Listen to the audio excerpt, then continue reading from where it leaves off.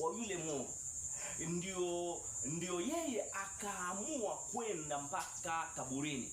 Na kwenda kaburini, kumbuka alipokwenda kule kaburini alikwenda kuchukua ufunguo wa mamlaka, kwa sababu tayari hatukuwa na mamlaka, tayari hatukuwa na nguvu yoyote, tayari hatukuwa na namna yoyote ya kumiliki, hatukuwa na namna yoyote ya kutawala.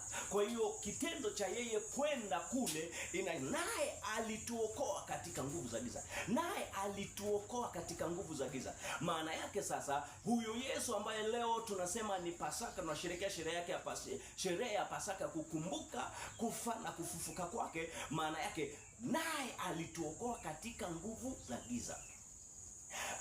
Asingekwenda kaburini Yesu, maana yake tusingeokolewa. Asingekwenda kaburini na kufufuka, maana yake tusingeokolewa. Lakini kwa sababu alikwenda kaburini, akafa, akazikwa, akatoka kaburini, akafufuka, na alifufuka na nguvu ya ushindi, alifufuka na nguvu ya mamlaka, alifufuka na maisha yetu, alifufuka. Kwa hiyo yale mambo ambayo yamekufa kwenye maisha yetu, yeye alikuja kuyafufua upya. Yale mambo ambayo shetani tayari alishayawekea mauti ndani yetu, yeye amekuja kuiwekea uzima. Sema amen. Haleluya, haleluya, watu wa Mungu. Bwana Yesu asifiwe sana. Haleluya, haleluya.